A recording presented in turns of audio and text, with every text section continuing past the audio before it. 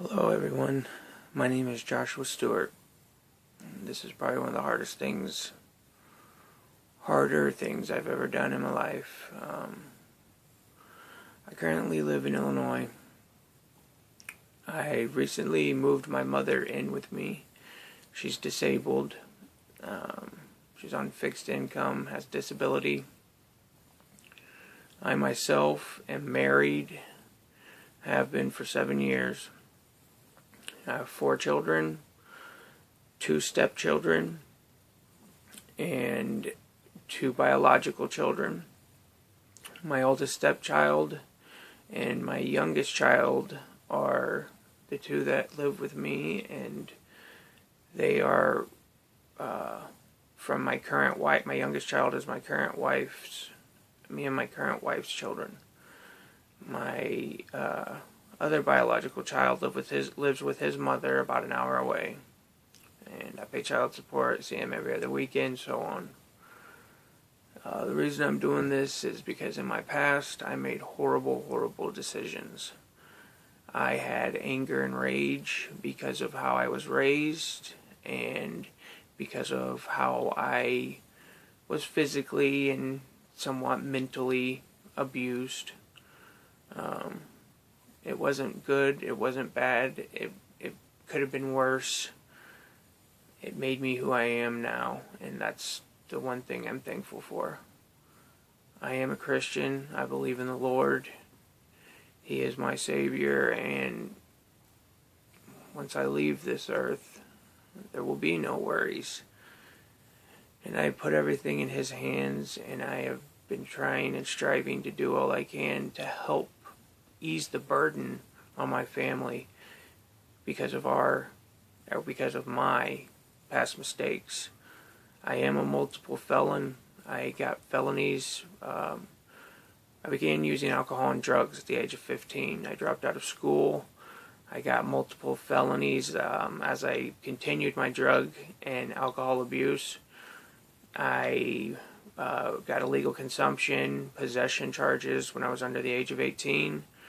Turned 18, went and got my GED. I dropped out at the middle of my sophomore year. Went and got my GED.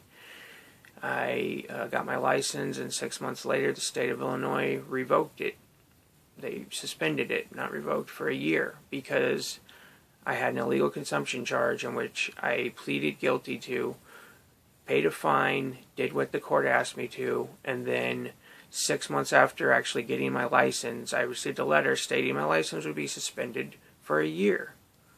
Well, I had a full-time job. I did use drugs and alcohol at the time, but I had a full-time job and I had to drive to get there. I lived on my own. My mother moved out of town. Me and my girlfriend lived together, and I couldn't get to and from work without driving. So that began the process of me getting pulled over for driving simply to work. I did do dumb things young kids do. I sped one of the times I was pulled over. I have a total of 3 DUIs on my record, 2 of which were me being pulled over because of what time I was out and because of a defect or something that was, one of them was no front license plate, the other one was it had been raining and the tire spun when I took off. Both times I was arrested, taken to jail, and charged. My 3rd DUI was when I was about 23, and I had been taking alcohol, and I'd also used some ecstasy. I had friends in the car, and I was trying to impress them, drive crazy, fast. Tried to pass a car, and it was raining. There was a vehicle coming at us, so I went and I tried to get back into our lane, and in doing so, I kind of nudged the back of the car that was in the lane I was trying to pass, in which case I swerved back into the ditch on the oncoming lane side and missed both cars, thank the Lord, got back on the road and kept going. I didn't stop because there wasn't a physical injury. There wasn't, you couldn't even tell that I had hit anything in the car I was in. That's how slightly I bumped into the other car. The state police did a huge manhunt, found me, arrested me, took me to jail. There was mud on the car, and there was a little bit of paint transfer on the right side of the bumper where I nudged the other car. So based off of that, and I was in the vicinity of where it had happened, they came and began an investigation, harassed me and my friends, tried to arrest all of us, and I just said, just arrest me. Nobody else has anything to do with it. It was my mother's vehicle. I didn't say I was driving, but I said, because all of us were in the car, but I was. They were all saying, nobody was driving, the car had been there, and they were going to arrest all of us, so I just said, well, take me. So I go to jail for that. I fight the court. I do all kinds of stuff, and I'm not saying that I was right. I know I was wrong for drinking and driving. But because of that, and because of all those things, I couldn't get my license. I haven't had a license. I broke my leg at the age of 27. When I broke my leg, I couldn't walk for over a year. I had to have multiple surgeries because the surgery I did have was done incorrectly. After all of that, I met this wonderful woman named Sarah, and she's my wife, and we've been together since 6 months after I broke my leg. And after breaking my leg, the doctor told me I needed to go on disability. I had just met this woman. She had 2 children. I had 1 child, and I needed to support all of them. And I knew disability wasn't necessarily going to be enough, so I did the opposite of what he said. I went to the gym, started working out, and I lost the ability to apply for disability, and I got a job working, so it made it look like I could work. Well, the whole time I've been working, I've been in constant pain. I'm always in pain because of the problems with my ankle. That's why the doctor didn't want me to work on my feet. He wanted me to do disability. Well, with my background, I can't really get a job not working on my feet, and to get a job paying well enough right now, after paying for daycare and my child support for my oldest son, I lose money. I make less money than I can pay for the daycare and for the for working. And then besides that, because of the pain, I have been very horribly grouchy. I fell into pain medication addiction, which the doctors gave me, and because I had an addictive personality, I became addicted to it. That fell into heroin use once I was fired from the job I had because of being irritable and in pain and calling days off because I couldn't be on my feet, and it just was horribly bothering me, plus the drug addiction. I was eventually arrested for driving without a license, and I had stolen gas because I was fueling my heroin addiction, and I had lost my job. I was sent to prison for 1.5 years for driving without a license. After that, my family, my wife moved down to Tennessee with my mother, and when I paroled to Tennessee. We got out of where we were at, and I got away from everyone. And for the first 6 months after getting out, I did great, but I didn't have a job.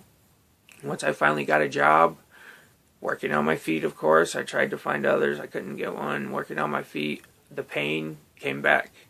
And I don't know anyone who can work and not take something for pain if you know taking it will relieve your pain and not taking it won't. And it had become a strain on me and my wife's relationship, with me being irritable from being in pain. I didn't have insurance. I couldn't get pain medication over the counter, in which case even if I did, I couldn't manage it on my own. And with and through all of that, that's what led to me starting to use again. I began using and kept using. I used pills and whatever I could get my hands on that helped with pain. So I fell back into the same thing, and eventually me and my wife decided to move back to Illinois. Once we moved back to Illinois, I moved in with a buddy, and he had been using heroin, and I got right back on heroin up here. And up until 2 years ago, almost 3 now, I was in the throes of heroin addiction. I have since been clean for the past 2 years and 9 months, and I am doing everything I can. I moved my mother in. She moved in with me and my family, and we lived in a 2-bedroom apartment. Our bed's in the kitchen. Me and my wife, no privacy. It's just all of. I would never do anything else, and I wouldn't put my mom in a nursing home. And she didn't have a choice. That's why I went and got her, and that's why I'm making this video. As of right now, we've been struggling. We can't pay for all my mother's medication. She is legally blind, or she's disabled because of blindness, and she's been allowed to drive and have restrictions, but now they're taking her license away, and I have $10,000 in fines that has to be paid before I can even see a lawyer to get my license back, and I don't have the money. I don't know who, how, or what to do. I've tried everything. I cannot drive. If I drive, I'll be put in prison again. And it'll be all because I am trying to support my family, but at the same time, with my past, the court doesn't care about that. I've exhausted my options every which way I can. I'm in the process of trying to get money to pay for what I do at home to take care of my mother, and seeing a doctor to see what, if anything, I can do about disability. I don't know how much money I'll get from these things, but I don't know if it'll be enough to helping with the medicine and getting everything we need. My mother's been in the hospital for heart attacks, for having heart problems, and she's doing very, very poorly. She has not taken care of herself and her body. She has diabetes, high blood pressure, and all the problems that you have with falls into what's called a syndrome X, where people have a heart attack and die in their sleep. And if that were to happen, it would just be another thing and more money that we don't have. And I have never been rich. I grew up fairly poor, according to the government, in poverty. Of course, I do all I can. We feed the kid. I mean, we have food and all that. This is a sob story, but it's not a sob story so that I can get money. It's a sob story so that I can lift the burden from my wife for driving, so I can take care of my mother without having to be in fear of, not being able to help at all by being arrested because I had to drive to do this or that when no one else could. I don't know how or what to do to get my license. I don't, money-wise. I know what to do to go and get it once I'm allowed to get a hardship or whatever because I'm taking care of my mother. But I have to pay the fines, and I don't have $10,000. We recently were blessed and got a bigger home. We don't live in a 2-bedroom apartment. We now live in a 3-bedroom trailer. But we're purchasing it, and we got a very good deal on it, and I know how to work on things, and I'm going to make it big enough for all of us to have a room. Right now, my daughter sleeps in my room on my floor. So once again, me and my wife still have no privacy, and all of these things are because of me. They're because of mistakes I made, not my family. And no matter how much I've changed, no matter how close I've gotten to the Lord, He will always provide, and He has. And this is me trying to help myself and get everyone where they can depend on me. Right now they can't. I can't drive. I have the ability to help and take care of them. I can't work without being in the severe pain and the limitations I have. I can't, with my background, I can't find a job that pays enough that I don't have to be on my feet, and I'm just stuck. I'm lost.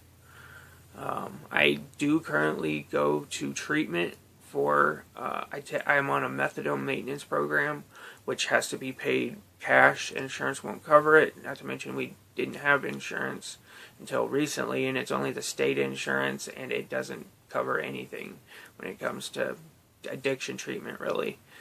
I don't know what else to do. I need some help. This is one way I know to get the word out and to ask people. But that's my story. If you want to know more, by going through this, I don't know how this works. I just looked it up and entered it. I'd be more than willing to talk to whoever and just let you know I'm not some scammer. I'm not some person who's trying to get money by sitting on their butt. I need help, and the options are very limited. And once it gets to the point where we can't even survive, I don't know what I'm going to do or have to do, but it's not going to be, anything that's going to benefit or be beneficial to our family. I don't know. I'm stuck. I'm not depressed. I'm not suicidal. My wife has back problems. She works full time and has a decent job. She doesn't have a degree.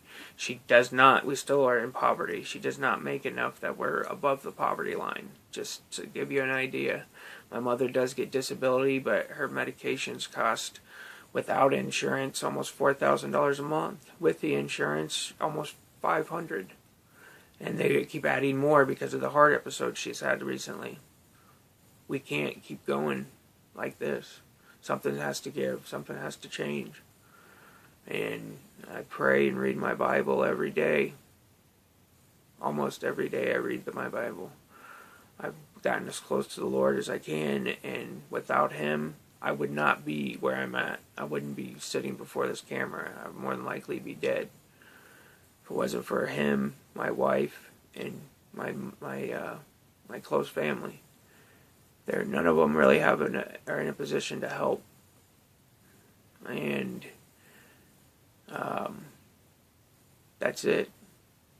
That's what I need help with. If there's anyone that could spare just a little money to help me, I'm asking a very, very, very huge, a big favor, basically. Money's hard to get. People work hard for it, and some people fall into it. I don't know who, how, or why the world works the way it does, but I do know that I've always been in a position where I need help all the way until I got close to the Lord. And now we're where we might not necessarily need help, but if something doesn't change, if I don't get some type of income soon, or the ability to find it and drive and work without being on my feet, and I don't get disability, I don't want disability. I don't want to be a bum. I don't want to ask anybody for money. I don't know what else to do. If you are able to give, I thank you. The Lord will bless you. Anyone wanting to go to the Lord, to meet the Lord, or to do anything with the Lord, He is our Creator. He is powerful. He is our almighty Lord and Savior. And He is the one only way to the next life. Whether you believe in that or not, it's, I'm not telling you that you need to change your faith. Just with what changes and miracles and things that have happened recently in my life, I was a person that you would say shouldn't be able to be and feel and act the way I do. Just thank you. God bless you. And yeah, don't feel sorry for me. Don't feel sorry for me or my family. Just, if you could, I don't care how much I get. No matter how much I get, it'll go towards either me getting my license or medication. It'll be used in a way that if you don't need it, it'll get put to use in a very, very good way. Thank you. Thank all of you, and God bless you.